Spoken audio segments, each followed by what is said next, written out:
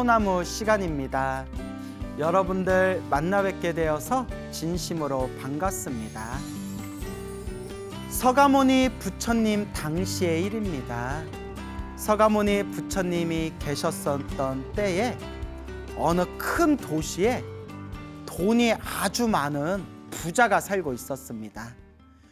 이 엄청난 부자가 어느 날 결혼을 해서 이제 아들을 낳았는데 아들이 굉장히 아름답고 이 아들이 너무나 그 용모가 뛰어나고 훌륭했다고 합니다. 그래서 수많은 사람들이 그 아이를 볼 때마다, 아들을 볼 때마다 수많은 사람들이 다들 기뻐하는 마음, 좋아하는 마음을 일으켰고, 나이가 점점 자라면 자랄수록 그 아름다운 외모가 더욱 빛을 발하면서 수많은 사람들에게 사랑받고 공경받았다고 합니다. 그래서 여러분, 어쨌거나 잘생기고 예쁜 사람들은 일단 전생에 복이 있기는 있는 거예요. 그래서 불교 경전에도 전생에 복을 많이 지으면 남들이 좋아하는 아름다운 외모를 타고 태어난다라고 말을 합니다. 하지만 하나만 알면 안 됩니다. 아름답고 잘생긴 외모를 가지고 태어나도 다른 복이 없으면 그 아름다운 외모의 복을 제대로 발휘할 수가 없다고 합니다. 예를 들어서 아름다운 외모로 태어나도 수명복, 목숨, 수명복이 부족할 수도 있고, 또 아름다운 외모로 태어나도 재물복이 부족할 수도 있고, 아름다운 외모로 태어나도 혹은 명예복이 부족해서 항상 그 밑바닥에서, 비록 외모는 아름답지만 어두운 밑바닥에서 살아갈 수도 있는 것이고, 그래서 우리 불교에서는 원만하게 복을 지어야 된다라고 말씀합니다. 복을 원만하게 지어야 된다. 그래서 우리 중생들은 욕심이 많잖아요. 수명복도 있으면 좋겠고, 건강복도 있으면 좋겠고, 돈복도 있으면 좋겠고, 명예복도 있었으면 좋겠고, 가족복도 있었으면 좋겠고, 얼마나 중생들이 이렇게 욕심이 많아요. 근데 그 복도 자기가 지어야 된다는 거예요. 자기가 지어야 된다. 이게 바로 불교에서 말하는 원인 따라 그 결과가 일어난다. 바로因果법. 행복해지기 위해서는 행복해질 수 있을 만한 원인, 자기가 그 원인을 잘 닦아야 한다라고 불교에서 누누이 말씀하시는 겁니다. 어쨌거나 이 아이가 점점 자라서 청년이 되고 다 큰 청년이 되었을 때 그 아름다운 외모가 더욱 빛을 발하면서 수많은 사람들의 공경과 사랑을 받게 됩니다. 어느 날 친구들과 숲에 소풍을 갔는데 숲에서 서가모니 부처님을 마주치게 됩니다. 그때 때마침 부처님께서 나무 아래 고요히 앉아 깊은 선정에 드셨는데, 이 아름다운 청년이 거룩한 부처님의 그 선정에 드신 모습을 보고 마치 100개, 1000개의 태양이 한꺼번에 빛을 발하는 듯한, 1100개의 태양이 모두 다 함께 빛을 뿜어내는 듯한 엄청난 광명의 그 가피를 느끼면서 부처님 발 아래 지극한 마음으로, 공경하는 마음으로 예배하고 부처님을 찬탄하게 됩니다. 그래서 여러분, 세상에 우연은 없어요. 그 아름다운 청년이 하필이면 석가모니 부처님이 계신 숲에 들어가고, 하필이면 그 숲에서도 나무 밑에 앉아 계시는 부처님의 모습을 보고, 또 부처님의 모습을 보면서 그냥 인사하고 그냥 지나갈 수도 있었을 텐데 부처님의 그 거룩한 모습에 감동과 희열과 기쁨을 느끼면서 부처님께 귀의한다는 것은 이미 과거 전생에서부터 지었던 복과 착한 뿌리와 인연이 있었기 때문입니다. 불교는 우연이 없어요.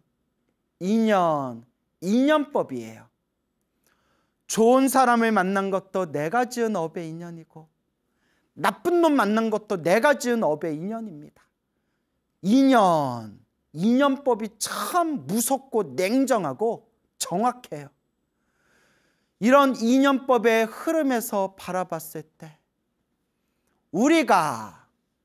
내가 이번 생 사람으로 태어나 부처님 법을 만난 것이 얼마나 소중한 인연인가라는 것을 마음에 되새기면서 우리가 진정한 불자로서 이번 생 조금씩이라도 올바르게 닦고 닦아 나아가도록 노력해야 됩니다.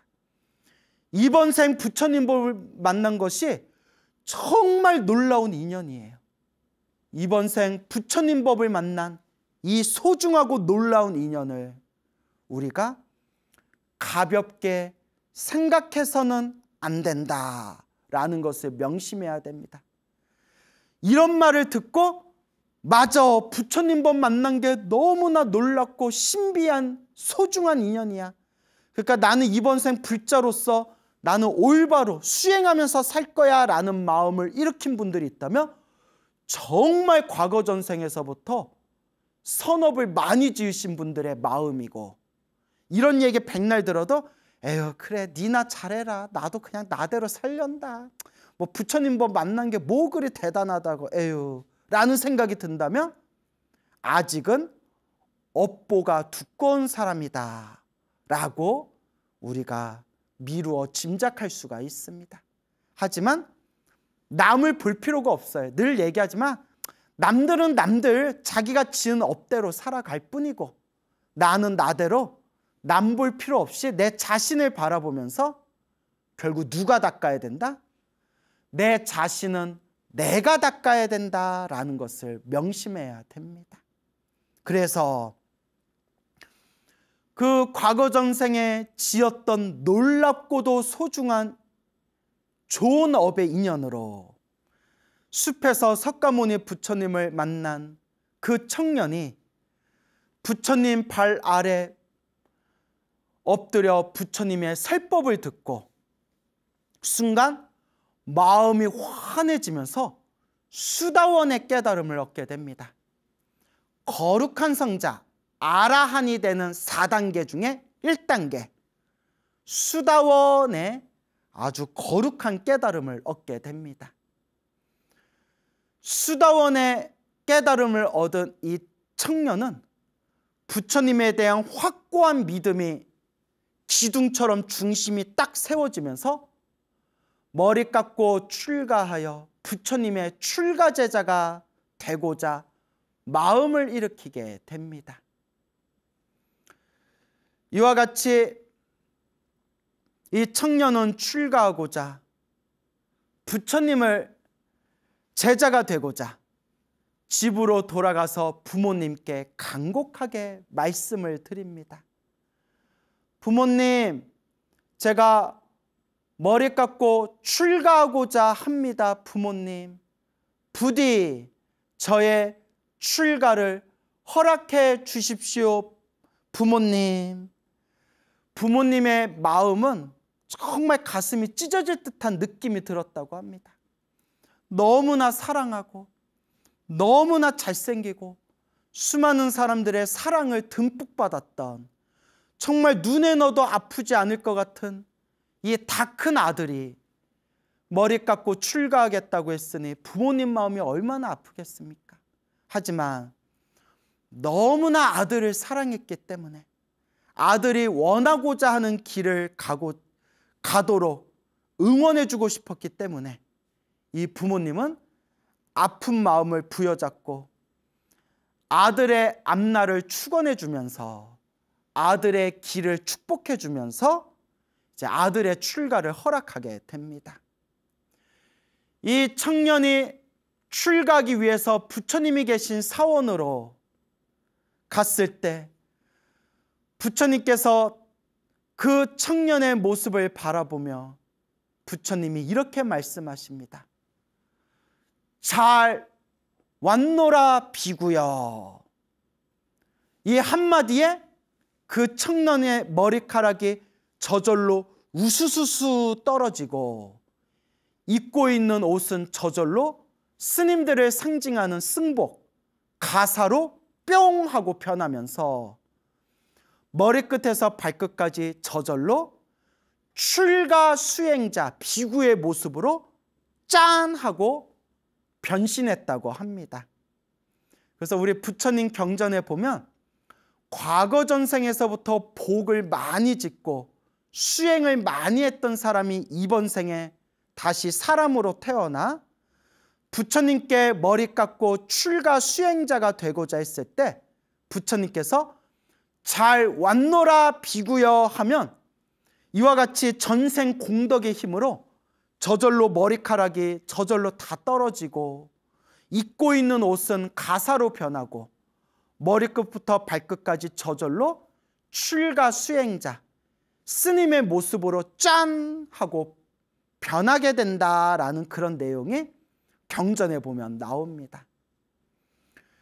이 청년이 출가 수행자 비구 스님이 되었고 부처님 아래 부처님의 수행의 지도를 받아서 며칠 만에 순식간에 모든 번뇌와 욕망이 사라진 거룩한 성자 아라한이 됩니다. 그때 수많은 사람들이 깜짝 놀라면서 부처님께 여쭈어 봅니다. 부처님, 저 잘생기고 아름다운 저 비구 스님은 전생에 어떤 복을 많이 지었기에 저렇게 사람들에게 사랑받고 공경받는 아름다운 외모를 가지고 이 세상에 태어났으며 또한 어떤 공덕의 힘이 있었기에 부처님께 머리 깎고 출가해서 부처님의 지도를 받고 단 며칠 만에 저렇게 위대한 거룩한 성자 아라한이 될 수 있었던 것입니까? 그래서 부처님께서 그 수많은 사람들의 그 궁금증을 부처님께서 풀어주시고자 저 비구 스님의 과거 전생 이야기를 들려주시게 됩니다. 그대들이여, 저 비구의 수많은 과거 전생에 저 비구는 비바시 부처님께서 세상에 출현하실 때 한 남자였느니라. 비바시 부처님께서 널리 법을 설하시고 세상을 떠나신 뒤에 그 나라의 왕이 부처님을 공경하는 마음으로 비바시 부처님의 다비를 올리고 난 뒤에 화장, 다비식을 하고 난 뒤에 그 사리를 모아서 널리 보배로 된 사리탑을 세우게 되었느니라. 그때 어느 한 사람이 비바시 부처님의 사리탑에 들어가서 공경하는 마음으로 비바시 부처님 사리탑에서 예배를 올리고 있었는데, 공경 예배를 올리고 있었는데, 그때 비바시 부처님 사리탑의 저 구석에 깨지고 부서진 곳을 발견하게 되었느니라. 이 사람은 수많은 다른 믿음이 있는 사람들을 모아서 힘을 합쳐 그 비바시 부처님 사리탑에 깨지고 부서진 곳을 정성스럽고 공경하는 마음으로 깨끗하게 수리를 하게 되었으니, 그때 비바시 부처님의 사리탑을 깨끗하게 수리했던 그 사람은 이 세상을 떠나고 난 뒤에 수없는 생애 동안 지옥 악의 축생 세계에는 떨어지지 아니하였고 항상 인간 세계와 천상 세계에 태어나면서 항상 복을 누렸고 이번 생 서가모니 부처님 시대에 큰 부잣집에서 사람들에게 사랑받고 공경받는 아름다운 모습으로 세상에 태어나 나이가 다 차서는 석가모니 부처님을 만나고 머리를 깎고 출가하여 짧은 시간 안에 깨달음을 얻어 위대한 성자 아라한이 되었으니 그것이 바로 저 비구 스님의 저 비구의 과거 전생 비바시 부처님 때 지었던 선업 공덕의 힘이니라 자기가 지은 인연법이니라 라고 부처님께서 자상하게 자세히 법을 설하시니 그 자리에 있던 수많은 사람들이 다 함께 기뻐하고 찬탄하였다고 합니다. 놀라운 말씀이 아닐 수 없습니다. 수없는 머나먼 과거 전생에 부처님 사리탑에 그 깨지고 부서진 곳을 사람들과 함께 힘을 모아서 정성스러운 마음으로 깨끗하게 수리하고 깨끗하게 그 사리탑을 부서진 곳을 고쳤던 그 인연 공덕만으로도 수없는 생애 동안 지옥악의 축생에는 떨어지지 아니하고 수없는 생애 동안 인간 세계와 천상 세계에서 복을 누리면서 이번 생 석가모니 부처님 시대 때에는 모두가 사랑하고 공경하는 모습으로 세상에 출현하여 결국 석가모니 부처님 발 아래 머리 깎고 출가해서 거룩한 성자 아라한이 되었으니 정말 믿음이 없는 사람들은 이런 말 100번을 들어도 아마 믿을 수 없는 이야기일 겁니다. 그래서 우리 불교에서는 작은 선업이라 하더라도 사소한 공덕이라 하더라도 가볍게 여기지 말아라. 꾸준히 작은 공덕이라도 꾸준히 닦고 닦아 가야 하느니라 라고 부처님께서 간곡하게 말씀하신 겁니다. 두 번째 이야기입니다. 서가모니 부처님 당시의 일입니다.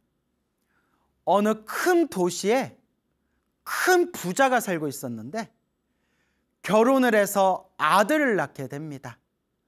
아들을 낳았는데 아들의 모습이 너무나 아름답고 너무나 잘생겼으며 너무나 놀라운 일이 아들 머리 위에 많이 보배로 만들어진 일산이 정수리 위에 펼쳐지면서 그 태어난 아들이 있는 그 성을 많이 보배 일산이 그 성을 완전히 덮어버렸다고 합니다. 그래서 많이 불교에서 가장 귀한 최고의 보석을 마니주라고 합니다. 마니주. 그래서 마니주, 마니보배라고 합니다. 마니. 우리 천수경에 보면 환희장, 마니보적불, 마니라는 표현 나오죠. 마니가 마니주, 마니보배. 가장 진귀한 최고의 보석을 마니주라고 합니다. 그 일산은 뭐냐면 해를 가리는 우산이에요. 그래서 비가 올 때 비를 막는 것을 우산이라고 부르고요. 인도에서 뜨거운 햇살을 막아주고 그늘을 만드는 것을 일산이라고 부릅니다. 일산. 그래서 우리 비가 많이 오는 지방은 우산이 발달하고요. 햇살이 뜨거운 지방은 일산이 발달하게 되는 겁니다. 그런데 많이 보석으로 만들어진 일산이 아들 정수리 위에 펼쳐져서 온 성을 덮었다고 합니다. 너무나 놀란 부모님이 이 아이는 참 복이 많은 아이구나 하면서 이 아이의 이름을, 아들의 이름을 보게라고 지었다고 합니다. 보게, 보배, 보석할 때 보, 덮을 게, 온 성을 덮었다 해서 덮을 게, 그래서 보게라는 이름을 지었다고 합니다. 우리 입장에서는 아이가 태어났는데 아이 정수리 위에 보배, 많이 보배로 된 일산이 온 성을, 도시를 뒤덮었다라는 말을 들으면 이게 무슨 외계인이 짬뽕 먹는 소리야 라고 생각할 수 있겠지만, 이제 우리식대로 만약에 해석을 하자면, 머리 정수리 위에 보배, 세상에서 가장 진귀한 보배로 만든, 많이 보배로 만든 일산이 내 머리 위에 항상 따라다닌다. 이것이 바로 그만큼 복이 많다. 전생에 지었던 복이 많아서 그 복이, 그 엄청난 복이 항상 내 머리 위에 따라다닐 정도로 복이 많은 복덩어리다 라는 식으로 얼마든지 또 해석해 볼 수가 있을 것 같습니다. 어쨌거나 이 복 많은 아이를 보게라고 이름을 짓게 됩니다. 이 보게가 나이가 차서 청년이 됩니다. 청년이 되어서 어느 날 아름다운 숲에 들어갔는데, 그 숲에서 나무 아래 고요히 앉아 깊은 선정에 들고 있는 서가모니 부처님을 마주치게 됩니다. 나무 밑에 고요히 앉아 계시는 그 거룩한 부처님의 몸에서 100개, 1000개 수많은 태양이 한꺼번에 빛을 뿜어내는 듯한 엄청난 감동을 느끼게 됩니다. 그 자리에서 서가모니 부처님 발 아래 엎드려 부처님께 공경 예배를 올리고 부처님의 머리 깎은 출가 제자가 됩니다. 이와 같이 이번 생에 부처님을 만나고 부처님을 만나서 머리 깎고 출가 수행자가 될 수 있다는 것도 우연이 아니라 다 인연법입니다, 여러분. 우리가 늘 명심해야 되는 게, 전생에 복이 없으면, 전생에 착한 뿌리가 없으면 이번 생 이렇게 소중한 부처님 법을 만나기조차 어렵습니다.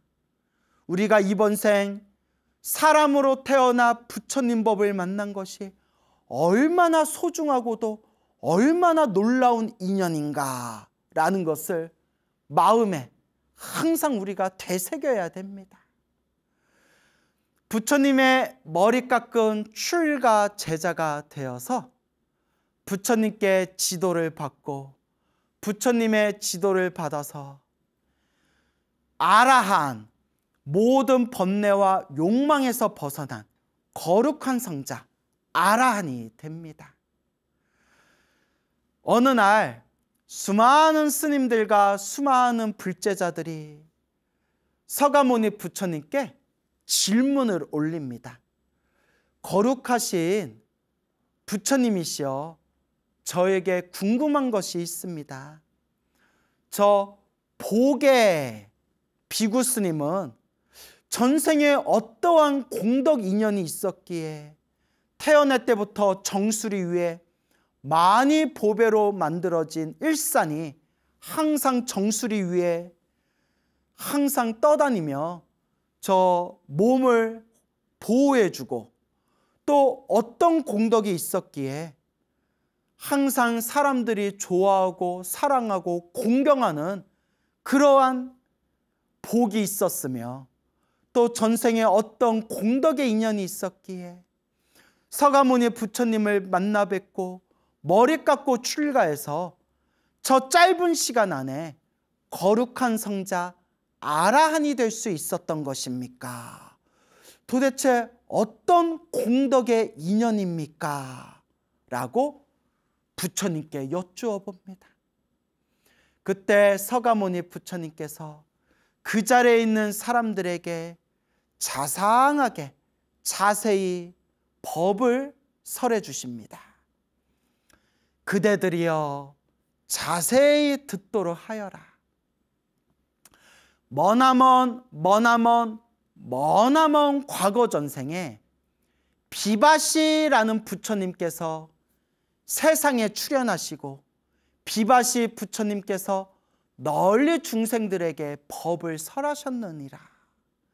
비바시 부처님께서 세상을 떠나시고 다비식을 올린 뒤에 수많은 사리들이 나왔는데, 그때 비바시 부처님을 살아생전 공경했던 왕이 비바시 부처님의 사리를 모아서 널리 보배로 된 사리탑을 세우게 되었느니라.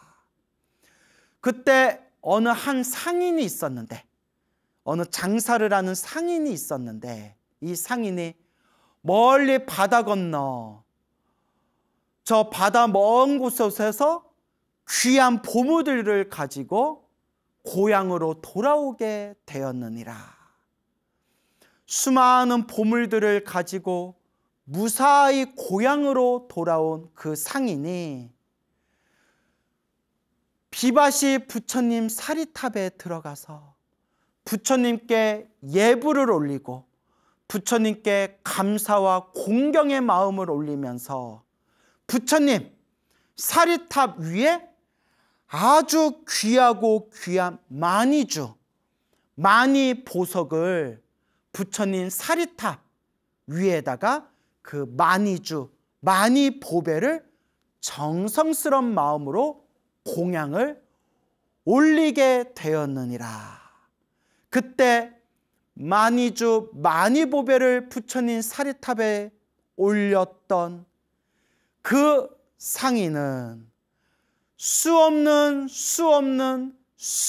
생애 동안 지옥과 악귀와 축생계에 떨어지지 아니하고 항상 인간 세계와 청상 세계에 태어나 온갖 복을 누렸으며, 또한 결국 이번 생에 서가모니 부처님을 만나게 되었고, 서가모니 부처님 발 아래 머리 깎고 출가해서 서가모니 부처님의 지도를 받고 저와 같이 짧은 시간 안에 거룩한 성자 아라한이 될 수 있었던 것이니라.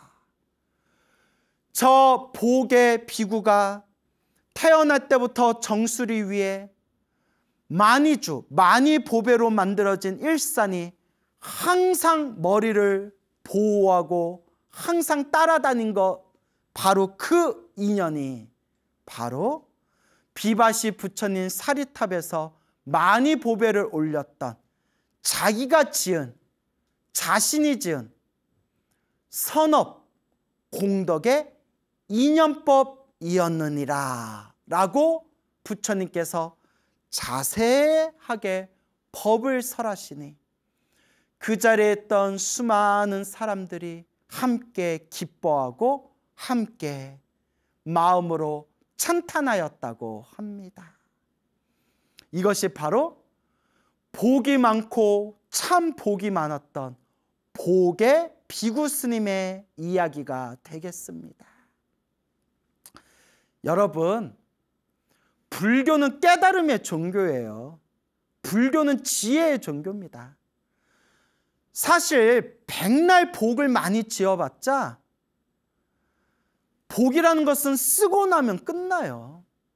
아무리 복을 많이 지어서 하늘색에 태어나도 복을 다 쓰고 나면 다시 밑으로 떨어질 수밖에 없고, 아무리 복을 많이 지어도 다음 생, 다다음 생, 다다음 생 복을 까먹으면 결국 밑에 떨어질 수밖에 없는 것이 바로 복의 세계입니다.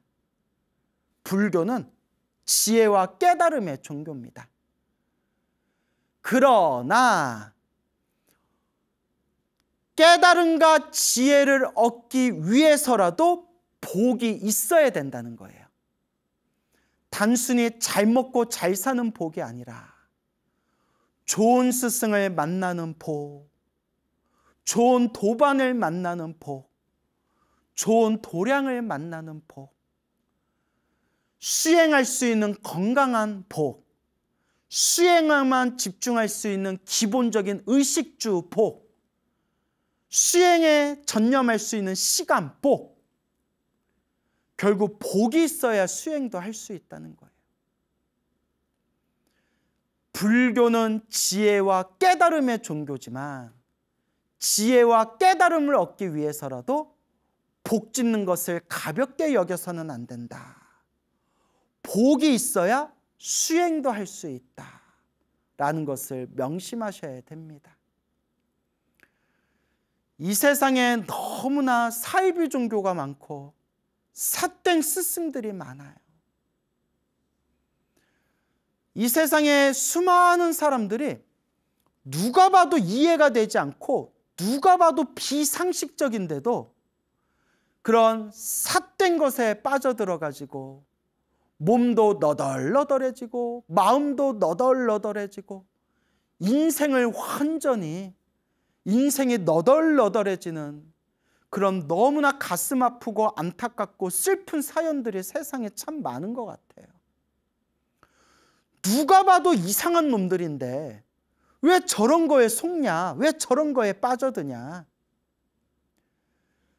결론은 업대로 만난다는 거예요. 업대로 만난다. 우리는 부처님 법이 너무 좋잖아요. 얼마나 부처님 법이 좋으면 머리 깎고 출가하고 스님이 되었겠어요. 바깥에서 놀고 먹고 바깥에서 누릴 게 얼마나 많은데. 그러니까 딴 사람들 눈에 보면 이해가 안 되는 거죠. 야, 이 좋은 날에 왜 저렇게 절에 열심히 다니지? 아니, 저 사지육신도 멀쩡하고 얼굴도 멀쩡하고 몸뚱아리도 멀쩡한 사람이 뭐하러 저렇게 머리 빡빡 깎고 저렇게 승복 입고 저렇게 산골짜기 산에서 절에서 저렇게 사는 거지? 남들 눈에는 또 우리가 이해가 안 되는 거예요. 우리 눈에는 또 저 이상한 것에 빠져든 사람들이 이해가 안 되는 거예요. 또 그 이상한 것에 빠져든 사람들은 우리를 보면 아유, 저 어리석은 자들 하고 이해를 못하는 거예요. 결론은 무엇이냐? 결국 업대로 살아가는구나. 다 자기 업보대로 사는 거예요. 인과법이 이와 같이 무섭습니다, 여러분. 그래도 우리끼리, 우리 불자끼리, 부처님의 가르침이라는 울타리 안에 있는 우리 불자들끼리는 우리는 부처님을 믿는 우리는 그래도 알고 있지 않습니까? 사람으로 태어나기 어렵고 부처님 법을 만나기 어려운데 그래도 우리가 과거 전생에 착한 뿌리가 있어서 복이 있어서 선업과 공덕의 힘이 있어서 우리가 이번 생에 그래도 이 소중한 부처님 법을 만나게 되었구나. 얼마나 소중한 인연입니까, 여러분? 네, 여러분, 제 입으로 참 얘기하기가 부끄럽고 어려운데 그래도 제가 여러분들한테는 그래도 양심적으로 솔직하게 이야기해야 되잖아요. 이 소중한 부처님 법 안에서도 우리는 아직 부처님이 아니기 때문에 우리는 아직 닦고 있는 과정이기 때문에 이 불교 안에서도 이 삿된 사람들이 있어요. 잘못된 가르침을 전하는 삿된 사람들이 있습니다. 참 이런 말하기 좀 부끄럽네요. 그러면 뭐 남들이 광우야 너는 잘났냐 하면 뭐 저도 뭐 할 말이 없죠. 다만 그래도 우리가 올바른 길을 가야 되잖아요. 그래서 늘 불자님들께 드리는 이야기가 사람의 말도 믿지 말아라. 사람 말을 믿지 말아라. 깨닫지 못한 중생 말을 믿지 말아라. 그럼 우리는 누구를 의지해야 되느냐? 부처님 법, 경전의 말씀을 믿고 의지해야 됩니다, 여러분. 지금을 말법 시대라고 해요. 부처님의 법이 점점 쇠퇴하는 시대래요. 그래서 부처님의 법을 닦으면서도 참 오만 가지 별의별 일들이 펼쳐지는 게 지금의 이 말법 시대의 상황입니다. 그러면 이번 생 사람으로 태어나 우리가 소중한 부처님 법을 만났을 때 우리는 누구의 법을 믿고 의지해야 되느냐? 스님 말도 100% 믿지 말아라. 요 광우 말도 100% 믿지 말아라. 물론 여러분, 그래도 부처님 제자인 스님들을 공경하고 부처님의 제자인 열심히 수행하는 스님들을 여러분들이 지원해주고 지지해주고 응원해주는 것은 너무나 소중한 불자의 의무고 책임입니다.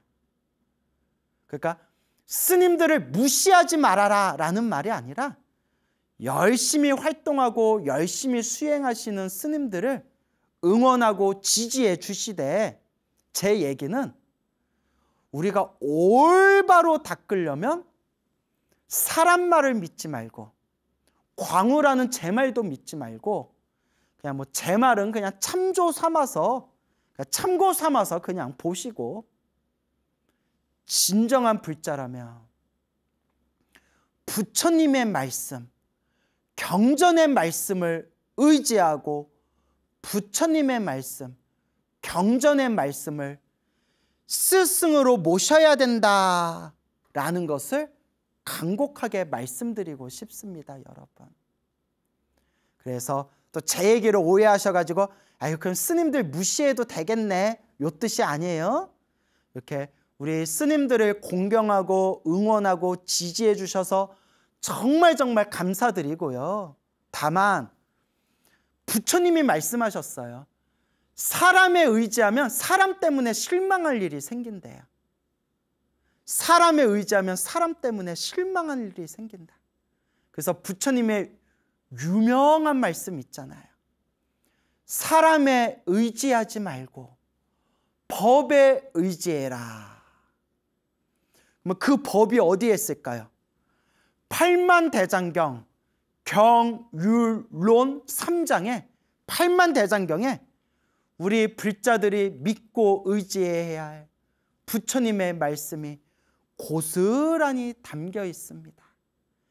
그러니 부처님의 말씀, 경전을 우리가 자꾸 보고 듣고 쓰고 보고 듣고 쓰고, 여러분들의 부처님의 경전이 너무 어려워서 2600년 전에 말씀하신 법문, 1000년 전에 한문으로 번역되어진 한문투의 경전, 또 오늘날 우리 한글로 번역해도 잘 이해되지 않는 불교의 복잡한 용어들 때문에 부처님의 경전 공부가 어렵게 느껴진다는 거 다 알아요. 다 알아요. 저희도 어려워요. 평생 불교 공부해도 아유 어렵다 라는 생각이 들어요. 그래서 자연스럽게 쉽고 재밌는 스님들 말씀에 더 귀를 기울이는 것도 잘 알고 있어요. 다만 스님들의 쉽고 재밌는 말씀에 귀를 기울이시되 마지막 결론은, 핵심은 결국 요 사람의 입이 아니라 부처님의 경전을 우리가 의지하고 우리가 부처님의 말씀을 스승으로, 큰 스승으로 삼아야 한다라는 것을 명심하셨으면 좋겠어요. 그러려면 결국 자꾸 보고 듣고 쓰고, 자꾸 보고 듣고 쓰고, 부처님 말씀이 무슨 뜻인지 알든 모르든 보고 듣고 쓰고 독송하면서 부처님 경전의 그 가피를 우리 불자들이 듬뿍 받고 지혜와 깨달음의 인연이 심어지게 되는 겁니다. 여러분, 오늘 두 가지 이야기 말씀드렸네요. 잘생기고 사람들에게 사랑과 공경을 받았던 비구스님의 이야기, 태어날 때부터 머리 정수리에 많이 보배로 만들어진 일산이 항상 따라다녔던 복 많은 비구스님의 이야기. 결국 내가 닦아야 됩니다. 내가 닦아야 된다. 행복해지고 싶다면, 지혜와 깨달음을 얻고 싶다면 결국 지금 이 순간 내가 닦아야 된다라는 것을 꼭 명심하시기 바랍니다. 안녕하십니까? 예, 광우 스님이라고 합니다. 자, 설날 특집 화계사 대적강전 제2부를 시작하도록 하겠습니다. 오늘 여러분들에게 이제 제가 전하고 싶은 이야기는 우리 화계사를 대표하셨고 또 화계사를 중심으로 이 세계 널리 한국의 선불교를 펼치셨던 숭상행원 대선사님의 어떤 생애와 또 재미난 이야기 제가 좀 편집해서 전해드리고자 합니다. 여러분, 그래도 화계사에서 오랫동안 불자로 신행생활 해오신 분들은 숭상스님 한 번씩 다 뵈셨죠? 네. 진짜 복이에요. 또 언제 그런 큰 스님 직접 친견하겠습니까? 정말 큰 복입니다. 못 보신 분들도 계시죠? 네. 예, 광우 스님 봤으니까 뭐 예, 그냥 뭐 아쉬운 대로 땡처리 하세요. 예, 그래요. 뭐 또 뭐가 예야.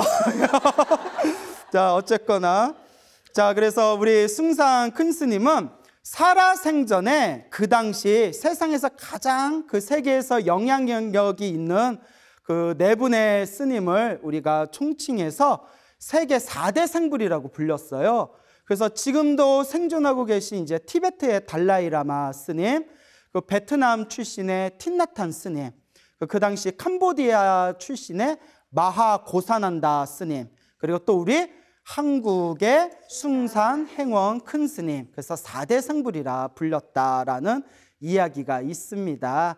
실제로 이 숭상 큰 스님 옆에서 모셔본 분들 이야기 들으면 정말 그렇게 애기같이 얼굴도 되게 귀여우세요. 그죠? 동글동글 얼굴도 엄청 귀여우신데 어른 큰 스님께는 죄송스러운 말이지만 너무 귀여우시고 실제로 성격도 애기같이 그렇게 순수하셨대요. 정말 순수하시고 순진하시고 천진난만하셨다.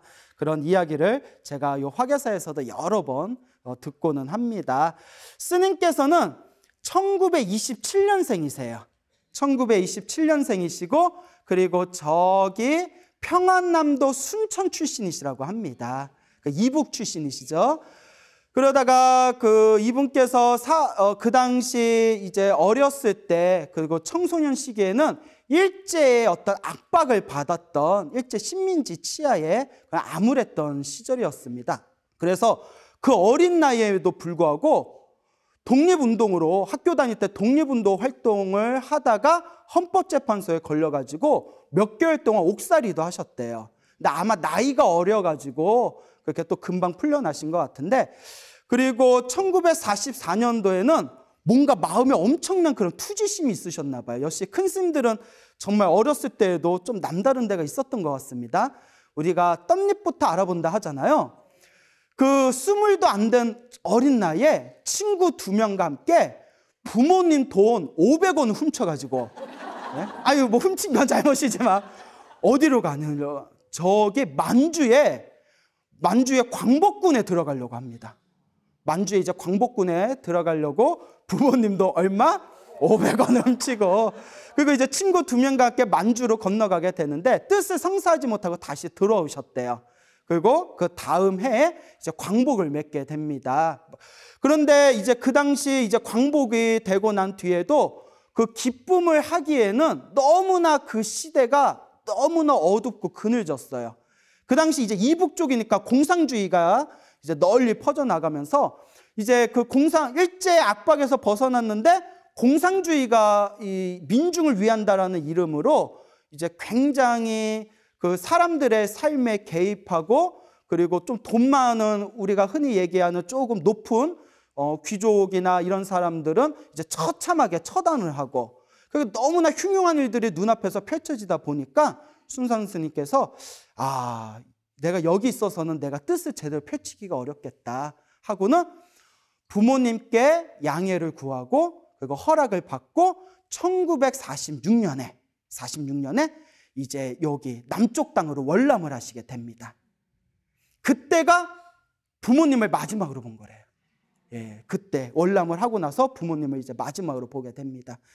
자, 일단 이제 뭐 아무 생각 없이 언젠가 또 뵐 수 있겠지라는 마음으로 일단 지금 요 이북 쪽, 북쪽은 공산당 때문에 너무나 분위기가 험악하니까 조금 더 자유로운 남쪽으로 내려가서 내가 학문을 좀 익히자 해가지고 저 동국대학교의 철학과에 들어가셨답니다.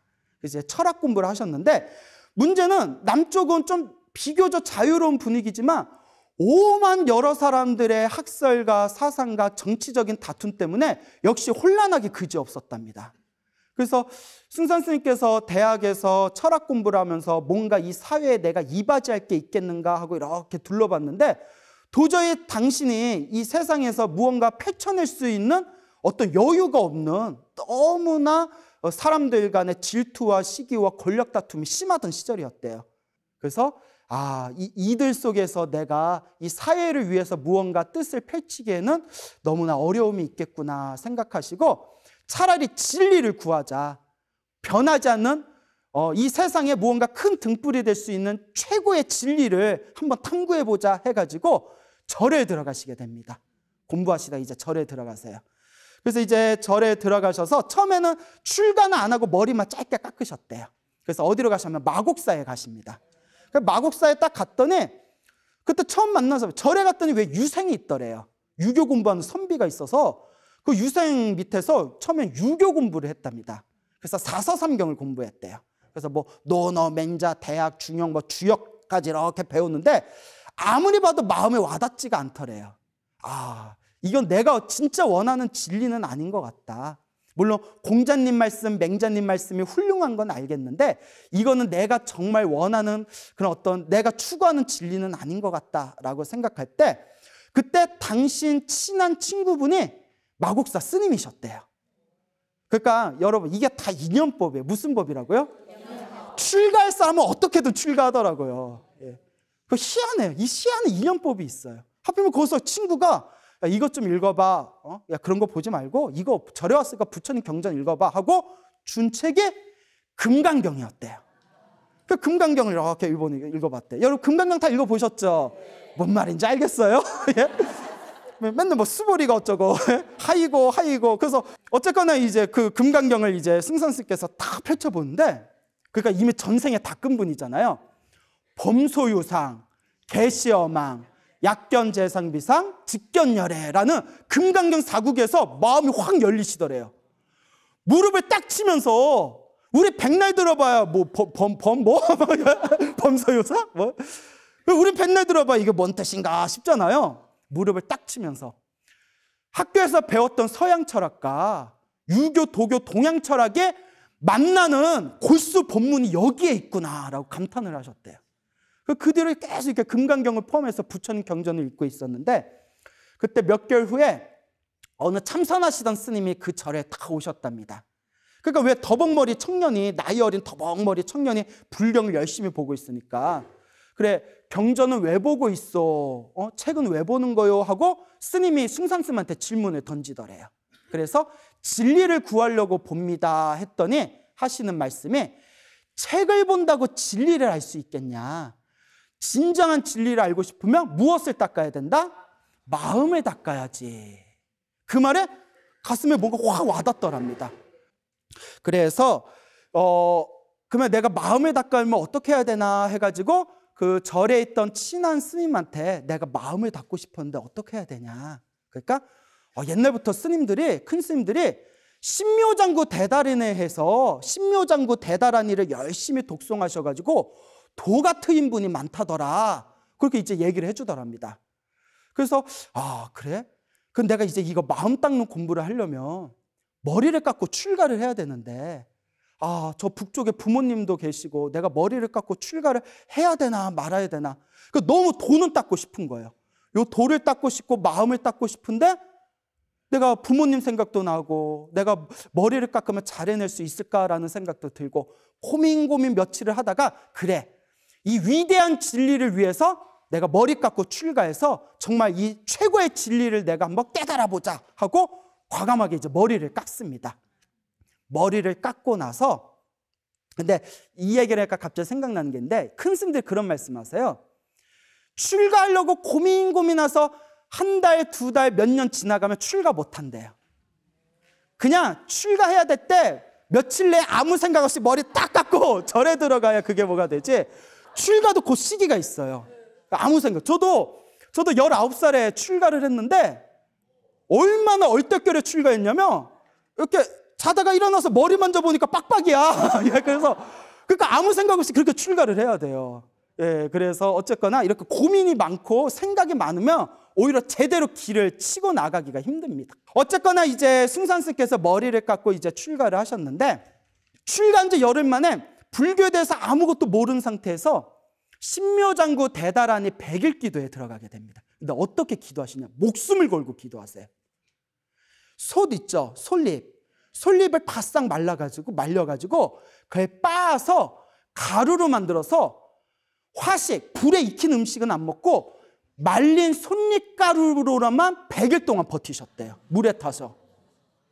나중에 100일 기도가 끝날 때 80일쯤 됐을 때 온몸이 솔잎 색깔로 새파라지더래요. 야, 정말 대단하지 않습니까? 내가 그 이야기를 듣고 내가 밥 먹다가 가끔씩 이거 내가 그만 먹어야 되나? 네? 그러니까 100일 동안 그걸 말린 솔잎을 가루로 해서 먹는 것을 신선도 도교에서 쓰는 방법이거든요. 사실 그걸 벽곡이라고 부릅니다. 예, 생식 벽곡이라고 부르는데, 그래서 신묘장구 대다라니를 하루에 20시간 기도하셨대요. 그러니까 딱 잠도 최대한 안 자고 잠깐 쉬고 화장실 가고 하는 시간 빼고는 20시간 동안 그 솔잎 말린 걸 먹으면서 100일 동안 신묘장구 대다라니 기도를 하는데, 했으니까 막말로 그게 쉽겠어요? 어렵겠어요? 그래서 시작하고 며칠 동안은 내일은 내가 이 산을 내려가야지. 내가 이러다 내가 죽겠다 싶어가지고 짐을 쌌대요. 내일은 내려가야지. 너무 힘들어서. 그리고 아침이 되면 또 정신이 개운해서 하루만 더 버티자고 짐을 또 풀었대요. 이렇게 9번의 짐을 쌌다 풀었다 하셨대요. 9번을. 처음 50일 동안은. 그래서 이제 계속 그렇게 기도를 하는데 그렇게 이제 기도를 하면서 오만 마장들이 다 튀어나오더랍니다. 막 악귀와 마구니가 나타나서 기도 못하게 막 목을 조르고 환영으로 막 용하고 호랑이가 눈앞에 나타나더래요. 실제로. 그 막 온몸에 막 기도하다가 몸이 막 따가워서 쳐다보면 지네나 독충이, 독벌레가 자기 몸을 막 깨물고 있더래요. 놀래가지고 이렇게 보면 그게 뭐였다? 환상이었다는 거예요. 근데 집중해서 기도를 하다 보면 이런 마장 현상들이 좀 일어난다고 합니다. 희한하죠? 그래서 그렇게 막 이제 기도를 할 때 제가 그런 기도에 대한 이야기를 많이 들었어요. 특히 큰 마음을 품고 기도할 때일수록 그런 일들이 많이 생긴대요. 마치 나를 시험이라도 하는 듯이 그런 마장들이 생기더래요.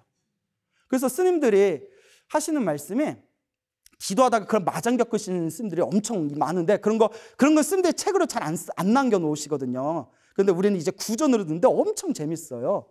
어떤 스님이 이렇게 기도를 하는데 돌아가신 어머니가 한밤중에 이렇게 하염없이 목탁을 뚫으면서 기도를 하는데 뒤에서 돌아가신 어머니가 광우야, 우리 어머니 살아계시는데 그 광철아 막 이렇게 부르시더래요. 그때 어머니가 근데 그때 나갈까 하다가 정신 딱 차리고, 그래 나가다 내가 100일 기도 1000일 기도 들어왔으니까 요거 끝내고 내가 나가자. 기도를 계속 하는데 그래서 광철아 엄마가 부르는데 왜 안 나오니 그래도 다 기도를 마치고 그리고 밖에 나갔더니 누가 있더라 없더라. 그래서 큰 스님한테 그 다음날 여쭤봤더니 잘했네 이보게, 자네가 그때 나갔으면 100일 기도 깨진 거였네, 이런 얘기가 있거든요. 그러니까 또 전생의 업이 두꺼울수록 기도하면서 그런 마장들이 많이 생긴대요. 전생에 복이 많으면 그런 마장도 잘 안 생긴대요. 그것도 다 내 업연이에요. 그러니까 기도하다가 뭐가 이상한 게 보이거나 이상한 현상이 생겨도 속으면 된다 안 된다? 속으면 안 돼요. 근데 그렇게 이겨내기가 힘들답니다. 제 아시는 스님이 계시는데 이 아는 스님께서 어디 큰 절에서 천일기도를 2번을 하셨어요. 천일기도를 2번. 대단하죠? 오만 일이 다 생기더래요. 그 고비를 넘기니까 그렇게 편안해지면서 소원 성취가 되더랍니다. 근데 중간에 정말 오만 얘기가 다 들리더래요.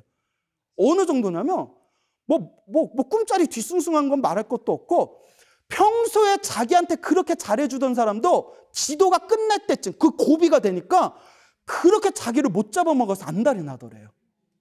그게 마장인 거예요. 그리고 딱 기도를 끝나고 나니까 모든 게 편안해지더래요. 그때 그 고비였다고. 그때 자기도 그때 마음고생 못 이겨서 짐 싸서 나가서 그 기도를 중간에 그만뒀더라면 가피를 못 받았을 거라고. 그러니까 여러분들도 딱 기도하실 때 뭐 좋은 일이건 나쁜 일이건 눈앞에 뭐가 왔다 갔다 해도 속으면 된다 안 된다? 안 된다. 다 내 마음이 만든 장난이에요. 모든 게 내 마음이 만든 장난이다. 그래서 숭산스님께서도 막 기도하는데 막 귀신도 보이고 악귀도 보이고 막 벌레가 자기 몸을 깨무는 뭐 환상도 보이고 막 용하고 호랑이가 눈앞에서 왔다 갔다 하는 것도 보이고 힘들어 죽겠가지고 막 짐도 9번 쌌다 9번 풀고 그러다가 이제 50일이 넘어가서 한 80일 정도 되니까 그런 마장이 싹 사라지면서 이제는 좋은 것들이 보이더래요. 나쁜 게 보이는 걸 역경계라고 하거든요. 좋은 게 보이는 걸 순경계라고 해요. 근데 좋은 게 보이는 순경계를 더 조심해야 된대요. 더 잘 속는데요. 뭐가 보이냐면 막 부처님이 나타나서 막 기도하고 있는데 부처님이 눈앞에 나타나서 자기 머리를 만져주면서 막 칭찬을 해주더랍니다. 그 예쁘게 생긴 하늘색의 선녀 같은 예쁘게 생긴 여자가 나타나더니 스님은 죽게 되시면 미래 세상에 극락에 태어나실 겁니다 라고 수기를 내려주고 사라지더래요. 그리고 무릎을 꿇고 신묘장구 다란히 외우다 너무 힘들어서 지쳐서 쓰러지고 있는데 누가 자기를 이렇게 깨우더래요. 일어나 기도해. 그러니까 쳐다보면 하얀 옷을 입은 여자가 미소를 지으면서 자기를 깨워주고 나가더래요. 그때는 관세음보살이 뭔지 몰랐대요. 지금 와서야 흰 옷을 입은 관세음보살이 나 기도하다 지쳐서 쓰러지니까 깨워주신 거구나. 그런데 좋은 거에도 뭐 하면 안 된다? 속으면 안 된다. 나쁜 역경계에도 속지 말고 좋은 순경계에도 속으면 안 돼요. 이렇게 이제 기도를 계속 이제 기도를 밀어붙이는데 마지막 이제 한 달 가까이 남겨놓고 100일 기도에서 이제 계속 기도를 해나가면서 80일이 지나가니까 온몸에 그 솔잎가루만 먹어서 이제 온몸이 파랗게 변해버리더래요. 근데 희한한 게 그 80일이 딱 넘어가니까 역경계 이겨내고 막 부처님이 보이고 관세음보살이 보이는 순경계도 다 넘어가니까 온몸이 이제 파랗게 변하면서 온몸에서 도저히 인간의 힘이라고 믿어질 수 없는 막 힘과 용기가 막 솟구치더랍니다. 온몸에서 막 엄청난 에너지가 막 뿜어져 나오더래요. 스스로. 그때도 아싸 내가 이제 기도 내가 효원 봤으니까 세상에 내려가서 내가 이 힘을 쓰리라 하고 또 내려가면 될까요 안 될까요? 그것도 마장이에요. 이제 마지막 20일이 남은 거예요. 계속 기도를 하는데 이제 마지막 일주일 정도 남겨놓고 나이가 10살 정도 보이는 어린 동자 2명이 딱 눈앞에 나타나더래요. 어린 동자 2명이. 알록달록한 옷을 입어가지고 어린 동자 2명이 딱 나타나서 싱글벙글 자기를 보고 웃고 있더래요. 그러니까 뭐 말을 시켜도 대답도 안 하더래요.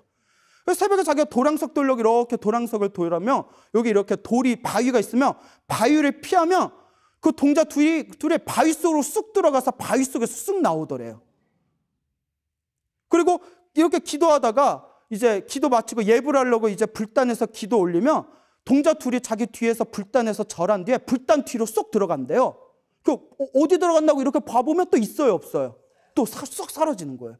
일주일 동안에 그렇게 따라다니더래요, 동자가.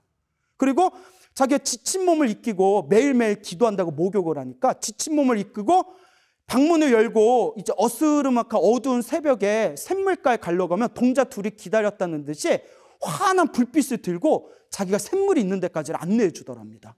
그게 마지막 일주일 그거였대요. 그리고 100일 기도를 딱 맞추게 됩니다. 근데 제가 이 이야기를 듣고 깜짝 놀란 게 있어요. 지금 제가 들은 얘기가 숭산 스님이 당신이 경험한 얘기를 제자들한테 이야기해 준 걸 글로 제자들이 남겨놓은 거거든요. 숭산 스님이 출가하시고 나서 열흘 후에 기도 시작하셨다고 했죠. 그 뭐 불경을 제대로 보고 공부하고 갔겠어요? 그냥 막무가내로 갔겠어요? 막무가내로 갔죠. 뭐 기껏해 금강경이나 뭐 읽어보고 가신 거니까. 그런데 그 해인사의 팔만대장경 있잖아요.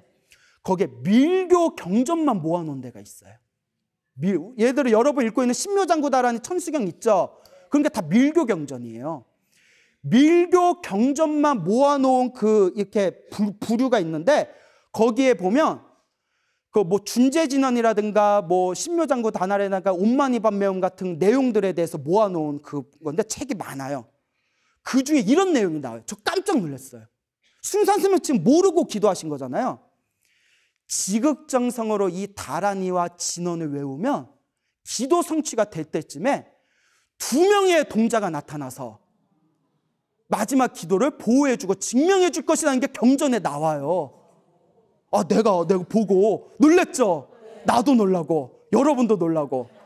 부처님은 뭐 아시니까 안 놀라셨을 거고. 그러니까 숭산스님은 그런 것도 모르고 동자 2명을 만난 거예요. 그러니까 이거 뭐 밀교경제 보면 황당한 얘기 많이 나오거든요. 그래서 이런 거 보면 가끔 이제 학자들은 뭔가 상징적인 은유적인 표현일 거다. 뭐 2명의 동자는 음과 양을 상징하는 걸 거다. 왜냐하면 우리가 이해될 수 없는 건 우리가 억지로 내 논리에 맞춰서 설명하잖아요. 아니에요. 숭산스님은 그 밀교경제에 나온 대로 정말 2명의 동자가 나와준 거예요. 참 신기합니다. 그러니까 여러분 경전 함부로 의심하지 마세요. 기도를 하고 하다 보면 수행하다 보면 경전의 말씀이 하나 다른 게 없구나라는 걸 새록새록 느끼게 됩니다. 그래서 이제 백엽기도를 끝마치고 나서 몸과 마음에 엄청난 체험을 하시게 됩니다. 그때 얼마나 에너지가 넘치는지 저희 밑에 내려오는데 마을 장정들의 몇 명이 막 낑낑대고 있어요. 그래서 스님이 뭐 하쇼? 백엽기도 마치고 직후에 뭐 하쇼? 이랬더니 아니 우리가 여기 길을 좀 닦으려고 했는데 돌이 이제 무너져 내려가지고 돌이 너무 무거워서 못 들고 있다고. 그러니까 비켜보시라. 내가 한번 힘써보겠다고. 근데 우리 여기 절에 오래 다니신 보살님들 아시겠지만 숭산스님이 키가 이렇게 아담하신 편이거든요. 그러니까 아유 스님 뼈 부러진다고 무슨 힘이 있다고 이거 저리가 내가 한번 들어보겠다고 5-6명이 뒤지 못한 바위를 번쩍 들어가지고 집어 던졌다는 거예요. 그 던진 돌이 거기에 아직도 그게 있대요. 나도 아직 확인은 못 해봤는데 넘어갑시다. 의심하지 맙시다. 그리고 또 지나가는데 절에서 그 나무를 그 길을 닦는데 나무를 뽑아야 되는데 큰 나무가 있더래요. 그것도 숭산스님이 왠지 자기가 뽑을 수 있을 것 같더래요. 소에다가 끈을 묶어가지고 줄을 묶어서 뽑지 못했던 나무를 당신이 혼자서 뽑아냈대요. 그런 시기가 있으셨답니다. 근데 중요한 게 있어요. 이때 스승을 잘 만나야 돼요. 그때 한창 이 숭상스님이 심자랑하고 있을 때 우리 한국불교의 참선 이 선종 한국불교 근대 선종의 가장 큰 대종장이었던 경어라는 스님이 있었고 경어 스님의 수제자 3대 제자 중에 한 분이었던 수제자이신 망공 스님이 계셨고 망공 스님의 법을 이으신 고봉 스님이라고 계셨어요. 고봉 막 밥을 고봉으로 드셨나 봐. 근데 고봉 스님께서 그때 마곡사에 오셨답니다. 그 큰 스님이 오셨다. 큰 스님이 오셨다니까 숭산 스님이 딱 시험해보고 싶은 마음이 든 거예요. 그래서 딱 이렇게 고봉 스님이 계실 때 목탁을 들고 갔답니다. 목탁을 딱 들고 목탁을 고봉 스님 앞에다 딱 갖다 놓고 이게 뭡니까? 이랬대요. 아니 목탁이지 뭐야. 이게 뭡니까? 근데 이게 선문답이잖아요. 여기서 목탁이니라 하면 이거 깨지는 거거든요. 그러니까 고봉 스님께서 목탁채를 딱 들고 목탁을 3번 통통통 하고 이렇게 떼셨답니다. 그래서 고봉 스님이 그래 네가 공부 좀 한 것 같은데 내일 오너라. 내일 아침에 오거라. 이렇게 얘기를 했답니다. 그래서 숭산 스님이 이제 그 다음날 고봉 스님께 가서 정식으로 딱 이제 인사를 드려요. 그러면서 스님 제가 앞으로 어떻게 공부해야 되겠습니까? 자기가 그동안 공부한 얘기를 다 하면서 앞으로 어떻게 공부해야 되겠습니까? 하니까 딱 고봉 스님께서 그래도 젊은 스님이 애썼네. 그런데 지금부터 내가 하는 얘기 잘 들어라. 누가 어느 스님이 조주 스님께 달마대사가 서쪽에서 온 뜻이 무엇입니까? 라고 질문을 했다. 달마대사가 서쪽에서 오신 뜻이 무엇입니까? 그러니까 조주 스님이 뜰 앞에 잣나무다 라고 대답했다. 그게 무슨 뜻인지 가져오너라 이런 거예요. 뜰 앞에 잣나무느라. 그래서 이거 뜰 앞에 잣나무 정전백수자라는 화두거든요. 그래서 고봉스님이 그게 딱 걸려가지고 그때부터 이제 화두 참선 공부를 시작하게 됩니다. 그때 고봉스님께서 저 수덕사 위에 정해사라는 선원에 가서 공부하거라라고 정해사에 보내게 됩니다. 그 정해사에서 7개월 동안 용맹정진을 하세요. 용맹정진을 하시다 마음에 뭐가 툭 터진 거예요. 정전백수자의 도리를 이제 알았나 봐요. 그래서 스승의 이제 스승에게 점검을 받기 위해서 서울 보문사로 내려오십니다. 저 수덕사 정해사에서 보문사로 내려오셔서 딱 이렇게 그 고봉스님 앞에 딱 앉아가지고 이제 거량을 시작합니다. 스님, 제가 이제 답을 알아왔습니다. 그래서 고봉스님이 이렇게 이제 1시간 동안 서로 이제 선문답을 주고받았대요. 주거니 받거니 주거니 받거니 1시간 동안 이렇게 주고받다가 고봉스님이 껄껄 웃으면서 그래, 네가 공부 애 좀 쓰긴 썼구나. 그럼 내가 이제 마지막 하나 묻겠다. 쥐가 고양이 밥을 먹었다.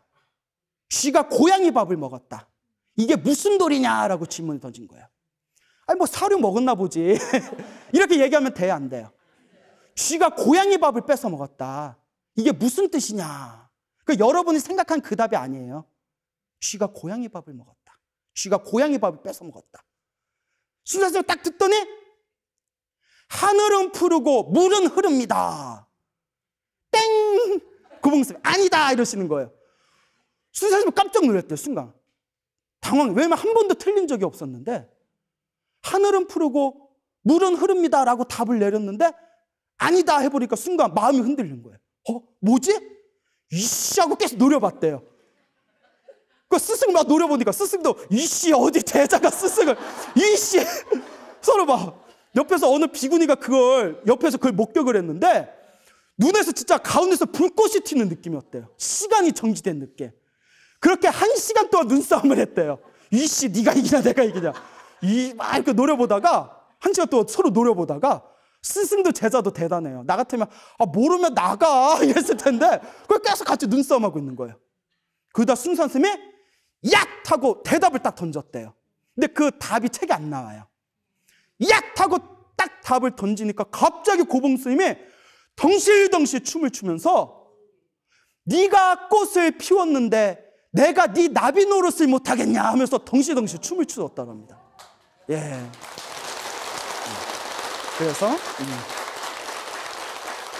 그러면서 내가 그대를 40년 동안 기다렸다. 40년 동안 내가 자네를 기다렸네 하면서 이제 수많은 대중들 스님들을 모아놓고 그 전법식을 열게 됩니다. 그러니까 스승이 제자에게 정식으로 법을 내려주는 거예요.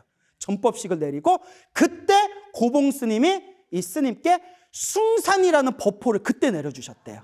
그러면서 수많은 대중들 앞에서 내가 그대를 만나기 위해 40년을 기다렸으니 이제 그대의 법이 미래에 수많은 세계의 그대의 법이 펼쳐지게 되리라 라고 예언을 하셨답니다.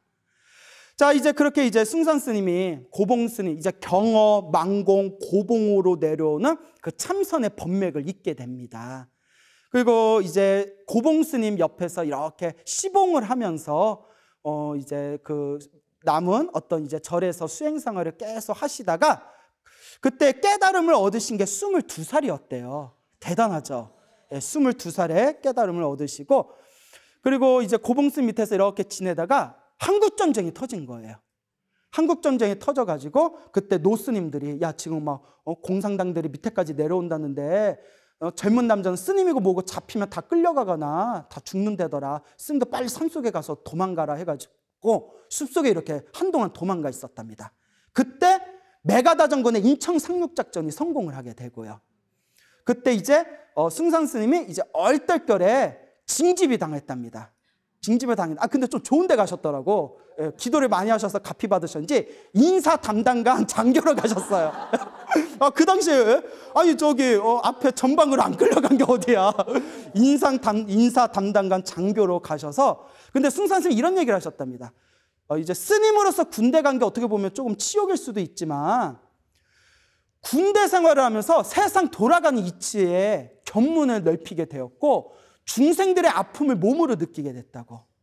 사람들의 아픔과 세상 돌아가는 이치와 그것들이 자양분이 돼서 그 미국 같은 데 유럽에 가가지고 그렇게 이제 당신의 아주 드넓은 그런 세계관을 이 세상에 널리 펼친 게 아니겠느냐. 그때 이미 그것이 좀 내공이 쌓인 게 아니겠느냐. 이렇게도 생각해 볼 수가 있겠죠. 그게 6년 동안 군 생활을 열심히 하시고 이제 제대로 하고 고봉스님을 딱 만나러 왔답니다. 고봉스님을 딱 보시더니 자네의 눈이 아슈라의 눈으로 변했네. 6년 동안 군생활, 아슈라가 싸움의 신을 뜻하거든요. 지옥, 아기, 축생, 아슈라, 인간, 천상, 육도윤회 있잖아요. 그중에 아슈라는 싸움의 신이에요. 그러니까 군대 6년 동안 있으니까 눈빛이 변했다는 뜻이죠. 싸납게. 자네의 눈이 아슈라의 눈으로 변했네. 지금부터 보살의 눈으로 변할 때까지 기도를 좀 하세. 그래서 스승의 말을 듣고 이제 다시 산속에 깊이 들어와서 백일 기도를 열심히 올리셨답니다. 열심히 이제 백일 기도를 올리시고 이제 내려오셨는데 내려와 봤더니 고봉스님, 스승이신 고봉스님의 건강이 너무 안 좋아지신 거예요.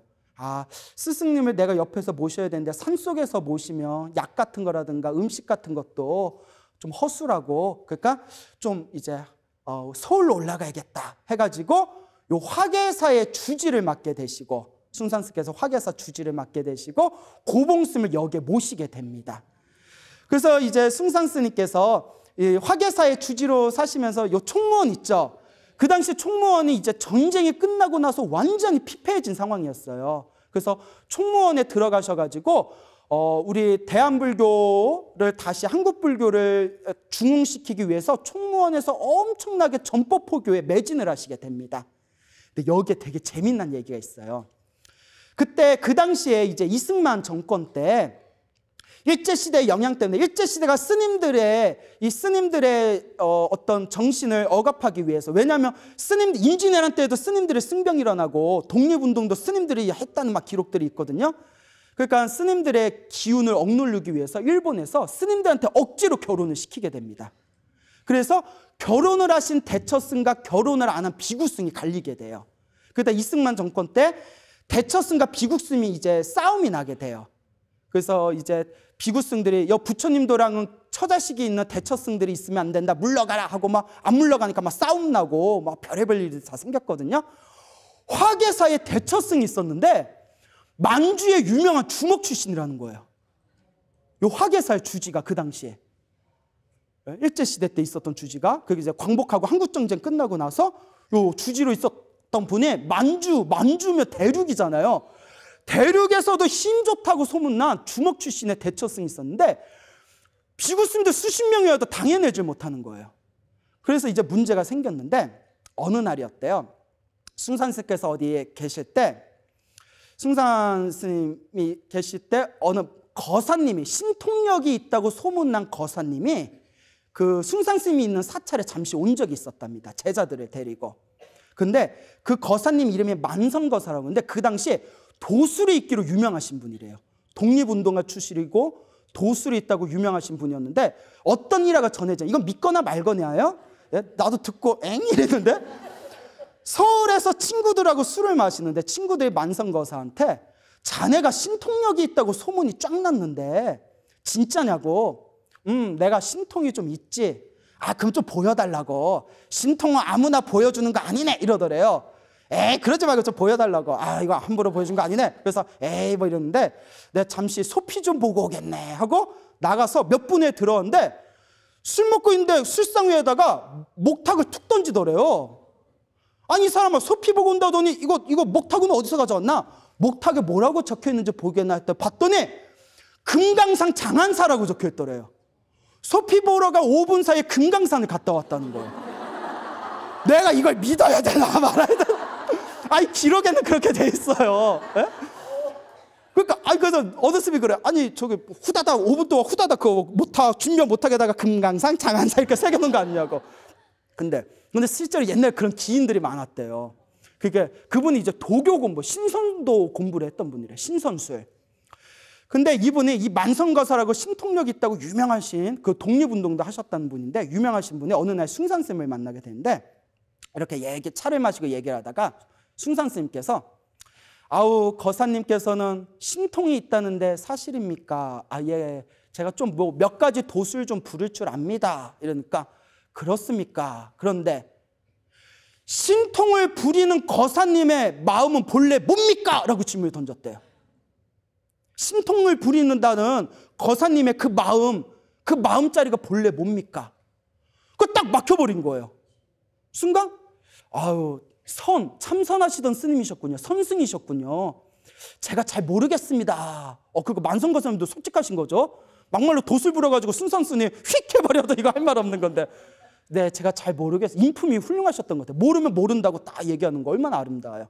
그때 순선 스님께서 아유, 자기 마음도 모르고 신통력을 부리니 거사님이 신통을 부리는 게 아니라 신통이 거사님을 부리는 겁니다.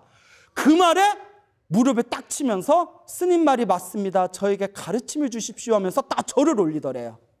그래서 거사님이 자기 마음을 모른다고 했지 않습니까? 모르는 그 마음, 오직 모를 뿐, 모르는 그 마음을 계속 참고하십시오라고 이렇게 이제 법을 가르쳐주는 그런 기연이 있습니다.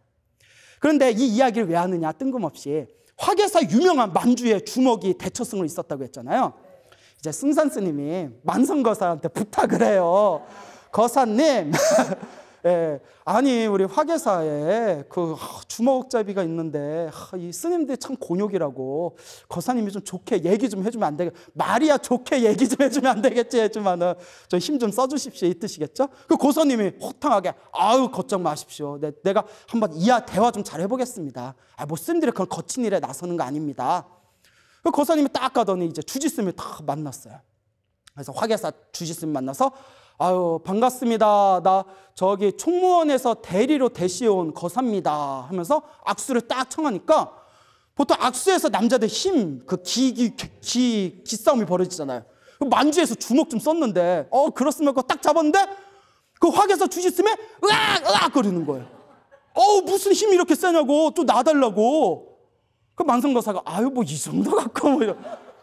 그래. 아유 거사님 혹시 이름이 어떻게 됩니까? 하니까 거사님이 예, 사람들을 저를 만성이라고 부르옵시다 이랬더니 그 유명한 만성거사 하면서 자리에 털썩하고 주저앉더래요. 끝났네, 끝났어. 이분이 오셨으니 끝났네.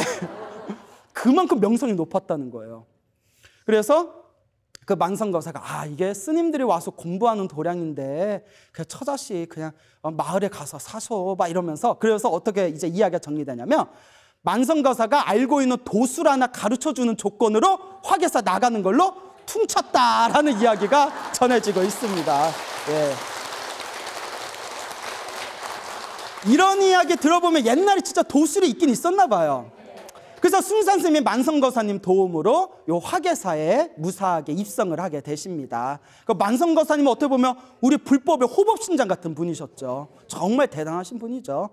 그래서 이제 승산스님께서 여기서 고봉스님 모시고 총무원에 다니면서 불교신문도 거기 이제 주임을 맡으시고 한국 불교를 다시 크게 일으키는데 전법포교의 혼신의 힘을 다하십니다. 그러다 이제 시절 인연이 다가오게 됩니다. 66년도에 그 신도들의 그 부탁으로 일본에 건너가게 되세요. 그래서 일본에 건너가셔서 제1홍법원이라는 것을 이제 만드시게 되고요. 그리고 68년에는 홍콩에 들어가시게 됩니다. 그래서 홍콩의 홍법원이 숭산 스님이 건립하신 거예요. 그리고 66년에 일본 가시고 68년에 홍콩에 계시다가 72년도에 드디어 미국과 인연이 생깁니다. 미국에서 이제 일본 참선 불교가 일본에 들어가 가지고 수많은 미국인들이 일본을 통해서 선불교에 심취하고 있다는 거예요. 한국에서도 한국의 이 참선 선사께서 미국에 좀 진출하시면 좋겠다라는 이야기를 자꾸 듣게 됩니다. 그래서 숭산 스님께서 드디어 큰 뜻을 품으시고 72년도에 미국에 건너가시게 됐어. 로스 아일랜드주에 이제 건너가셔서 72년에 이제 미국의 첫 걸음을 하시고 난 뒤에 40여 년 동안 1년에 지구 2바퀴씩을 도셨대요. 비행기를 타고. 세계, 유럽, 세계 곳곳에 다 다니시는 거예요. 그리고 40여 년 동안 세상에 널리 법을 펼치시게 되시고, 그리고 무려 세계 30여 개 국가에 120개의 선언을 세우십니다. 야, 나 하나도 없는데 나. 야, 120개의 선언을 세우시게 돼요. 그리고 이제 말년에는 이 화계사에 오셔서 주석을 하시게 되고요. 화계사에 계실 때 우리 불자님들 많이 보셨죠? 예, 아유 부러워요. 또 실제로 옆에서 그렇게 모시고. 그리고 화계사에서 이제 계시다가 2004년 11월 30날 이제 이 세상을, 이 사바세계를 떠나시게 되는데요. 그때 제자들이 순산 스님께 질문을 던집니다. 스님께서 떠나시면 우리가 누구를 의지하오리까? 라고 질문을 했을 때 순산 스님께서 이렇게 말씀하십니다. 걱정 말아라, 걱정 말아라, 걱정 말아라. 걱정 말아라 3번을 얘기하시면서 망고 광명이요 청상유수로다. 광명은 영원하고 산은 푸르고 물은 흐를 뿐이다 라는 임종계를 남기시고 세상을 떠나시게 됩니다. 그래서 1984년도에 이 화계사의 국제선언을 개원을 하셨고요.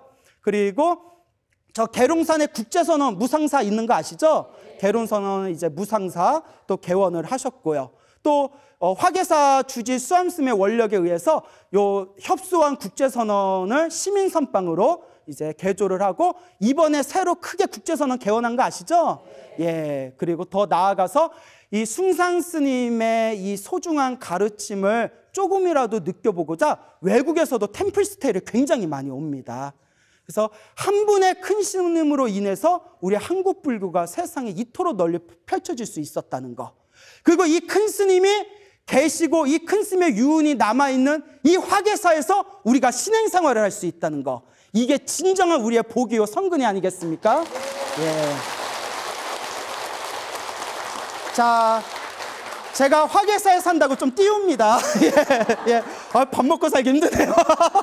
예, 웃자고 한 말이고요. 그래서 이 화계사가 너무 좋습니다. 그러니까 이 좋은 도량에서 우리가 다 함께 신행생활 할 수 있다는 거에 대해서 우리가 항상 고마운 마음으로 항상 복과 선업과 공덕을 짓기 위해서 이 수행정진의 마음을 결코 놓치지 마시길 바랍니다. 여러분 행복해지고 싶습니까? 네. 행복한 삶을 창조하고 싶습니까? 네. 복을 지으십시오. 선업을 지으십시오. 공덕을 쌓으십시오. 복과 선업과 공덕의 힘이 여러분들을 진정한 행복의 길로 이끌어 줄 것입니다. 오늘 여기까지 와주셔서 너무 감사드리고요. 앞으로 또 자주 뵙겠습니다. 자, 오늘 여기서 마치겠습니다. 소중한 나!